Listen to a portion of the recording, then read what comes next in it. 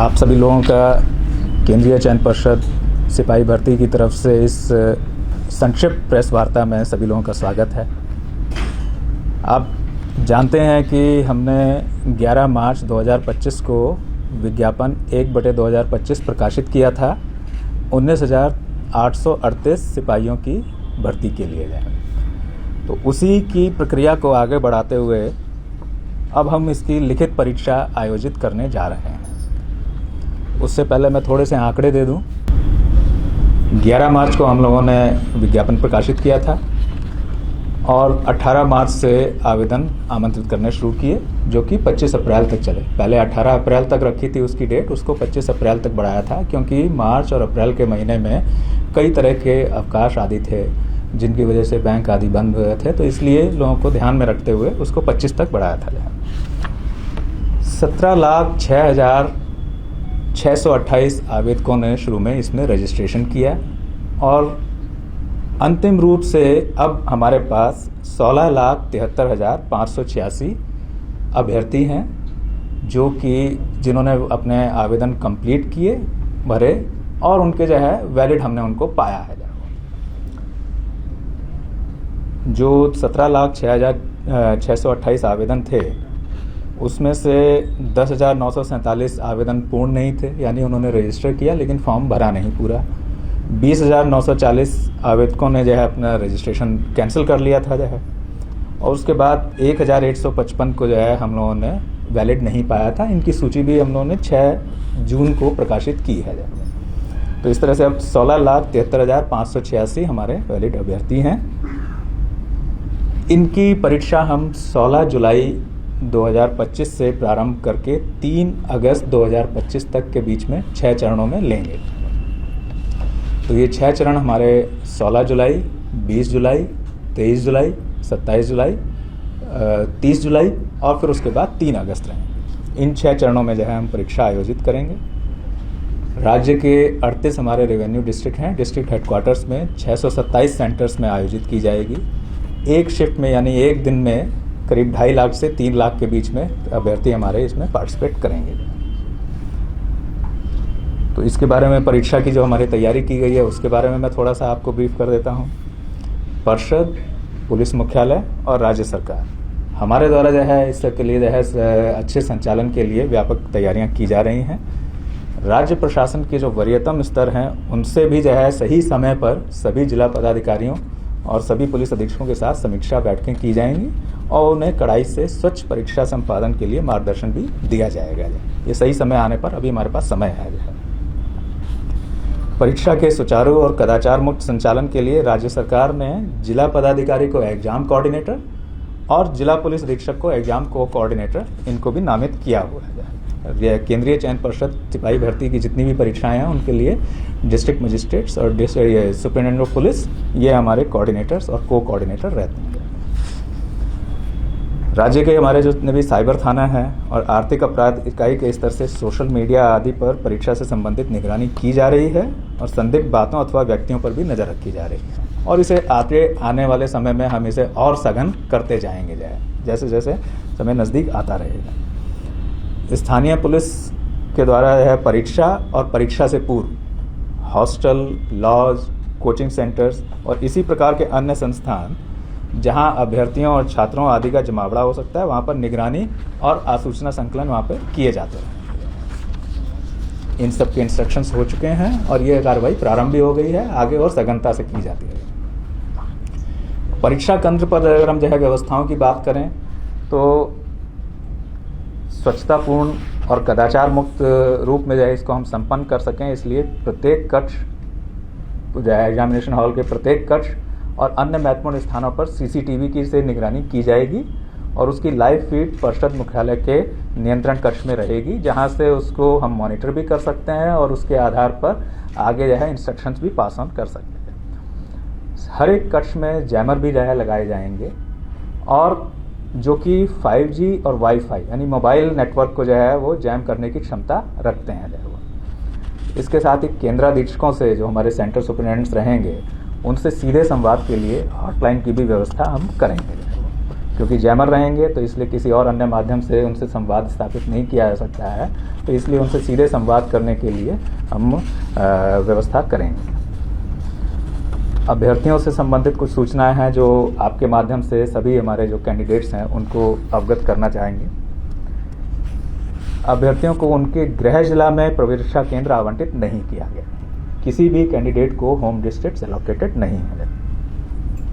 जिला, तिथि और केंद्र आवंटन का कार्य जो है ये हमने रैंडमाइजेशन तरीके से किया है, जिससे कि एक तरह से जो है कहें कि रैंडम वे में जो है उनको किस डेट और किस जिले में जाना हो सकता है वो पता चलेगा जो है उसमें।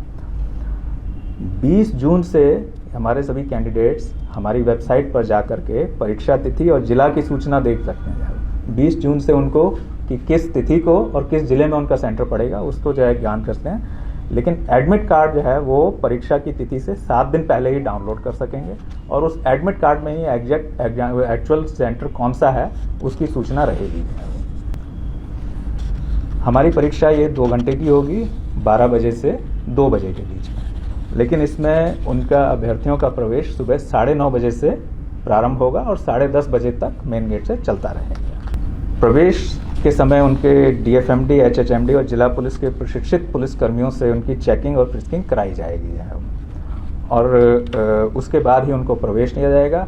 वहीं पर उनकी पहचान के लिए जो है सेंटर में और एग्जामिनेशन कक्ष में परिषद द्वारा निर्गत जो ई प्रवेश पत्र होगा, जो हमारा जो ई प्रवेश पत्र है उसी के माध्यम से और उसके साथ साथ पहचान पत्र एक ले जाना होगा उन्हें, जो आधार कार्ड हो सकता है, पासपोर्ट हो सकता है, पैन कार्ड हो सकता है, मतदाता पहचान पत्र हो सकता है।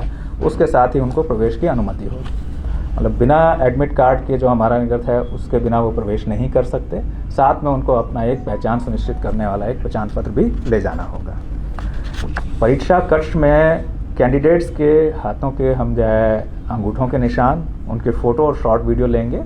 ये हमारा जो है उनका बायोमेट्रिक्स कलेक्शन रहेगा, जिसका उपयोग हम उस समय उनकी पहचान के लिए और बाद के जो चरण होंगे उसमें भी जो है उनकी पहचान करने और इम्पर्सोनेशन यानी प्ररूप धारण की संभावनाओं को नकारने के लिए उपयोग करेंगे जो है इनका। अभ्यर्थी परीक्षा केंद्र में किसी भी तरह की लेखन सामग्री जैसे पेन, पेंसिल वगैरह नहीं ले जा सकेंगे। उनको OMR शीट बेस्ड हमारा जो है एग्जाम है, तो OMR शीट को भरने और उससे कैलकुलेशन वगैरह अगर कुछ उसमें आवश्यकता है तो उसके लिए आप दो तो पेन हम प्रश्न पुस्तिका के साथ ही उपलब्ध कराएंगे जाएगा, तो वो हमारी तरफ से दिया जाएगा। उनको किसी भी तरह की लेखन सामग्री और जो दूसरी चीज़ों पर प्रतिबंध रहता है, इलेक्ट्रॉनिक सामान वगैरह जो है उस सब पर तो प्रतिबंध रहेगा ही, लेखन सामग्री भी वो नहीं ले जाएंगे, उनको हमें उपलब्ध कराएंगे। अब कुछ अभ्यर्थियों को चेतावनी और सतर्कता बरतने के भी जो है हमारी तरफ से हिदायत देना जो है उचित लगता है। तो उसके लिए कि सभी अभ्यर्थियों को हमारी तरफ से हम आगाह करते हैं कि वो सोशल मीडिया या अन्य किसी माध्यम से दुष्प्रचार अथवा झांसे में ना आए जाए, उससे बचें। वो ये एक तरह के साइबर फ्रॉड का अवैध वसूली का माध्यम हो सकता है। इसकी सूचना तुरंत जो है वो नज़दीकी पुलिस थाना या साइबर थाना को देंगे है वो। अगर उनको किसी भी तरह से किसी माध्यम से कोई कांटेक्ट करने, अप्रोच करने की कोशिश करता है एग्ज़ाम से संबंधित किसी बात में, किसी तरह के प्रलोभन का या कोई और दूसरे झूठे आश्वासन का, तो इमीडिएटली वो थाना को सूचित करें और हो जाएगा। ये अवैध उगाही का ही माध्यम होगा, इसके अलावा इसका और कुछ नहीं है। परिषद के स्तर से भी जो है किसी अभ्यर्थी को दूरभाष, मोबाइल या सोशल मीडिया के माध्यम से व्यक्तिगत संपर्क नहीं किया जाता है। इसकी मैं साफ साफ बता दूँ कि जो है हमारे यहाँ से नहीं किया जाता है। परिषद और अभ्यर्थियों के बीच में जो संवाद है उसका माध्यम हमारी जो है वेबसाइट है, उस पर जो सूचनाएं हम प्रकाशित करते हैं, या अभ्यर्थियों के आवेदन में जो रजिस्टर्ड ईमेल या मोबाइल नंबर हैं उन पर जो प्री रिकॉर्डेड ग्रुप मैसेजेस हैं उनके माध्यम से हम उनको जो है करते हैं, और कोई दूसरा माध्यम हमारे यहाँ से नहीं है। जो है अगर इसके अतिरिक्त किसी अन्य स्वरूप में कोई उनसे संपर्क करता है या प्रयास करता है तो इसकी सूचना थाने को दें जाए। एक बात और कि परीक्षाओं की निष्पक्षता और स्वच्छता को बनाए रखने के लिए बिहार सरकार ने बिहार लोक परीक्षा अनुचित साधन निवारण अधिनियम 2024 जैसा कड़ा कानून अधिनियमित किया है जो है वो। तो 2024 में उसकी अनुसूची में भी जो है हमारा केंद्रीय चयन पर्षद सिपाही भर्ती की परीक्षाएं जो आयोजित करते हैं वो सब उसमें सम्मिलित हैं। यानी कि हमारी जो भी आप परीक्षाएं हैं वो उस एक्ट के तहत जो है उसमें हमारी जो है लागू है, जहाँ हमारा एक्ट उसमें जो है जहाँ। अब इस अधिनियम में अगर देखें तो किस तरह के कड़े प्रावधान हैं, तो इस अधिनियम में अभ्यर्थी, परीक्षा में संलग्न पदाधिकारी, किसी संस्थान अथवा व्यक्तियों द्वारा संगठित रूप में तथा सेवा प्रदाता आदि के द्वारा, यानी जो एजेंसी जो है, सर्विस प्रोवाइडर्स हैं आदि के द्वारा परीक्षा की शुचिता को दूषित करने, प्रश्न पत्र लीक करने, उत्तर पुस्तिका आदि से छेड़छाड़ करने, प्रारूप धारण, अनुचित साधनों को सुगम बनाने के लिए सुरक्षा उपायों का उल्लंघन करना। जैसा मैंने कहा कि बायोमेट्रिक्स हम लेंगे, उनमें अगर कोई व्यवधान पैदा करता है या आनाकानी करता है तो वो भी इससे कवर्ड है। या उनसे छेड़छाड़ करना, धोखा देने या धनीय लाभ, यानी कि जो है कि वो झूठा बता करके कि जो है कि पेपर ये है, ये प्रश्न आएंगे, ये जो है उससे, तो ये सब जो है जाली वेबसाइट आदि अपराधों को दंडनीय बनाया गया है इनमें। और इन अपराधों के लिए 3 वर्ष से 10 वर्ष तक की सजाएं हैं और जुर्माना है जो कि 1 करोड़ अथवा उससे अधिक भी हो सकता है। और सेवा प्रदाताओं और अन्य संस्थानों के स्तर से संगठित रूप में किए गए अपराधों के लिए परीक्षा की समानुपातिक लागत की वसूली भी की जा सकती है, तो उनकी संपत्ति की कुर्की और उसका संपहरण भी किया जा सकता है। तो इस तरह के कड़े प्रावधान इस एक्ट में रखे गए हैं और ये एक्ट हमारे द्वारा जो आयोजित जो परीक्षा है उसमें लागू है। ये सभी अपराध जो है संज्ञेय हैं, गैर जमानतीय हैं और नॉन कंपाउंडेबल हैं, यानी अशमनीय हैं, और इनका इन्वेस्टिगेशन डीएसपी या उससे वरीय पदाधिकारी करेंगे। तो इससे आप अंदाज़ा लगा सकते हैं कि गंभीरता इन परीक्षाओं की और उनकी परीक्षाओं की स्वच्छता के प्रति राज्य सरकार की कितनी है।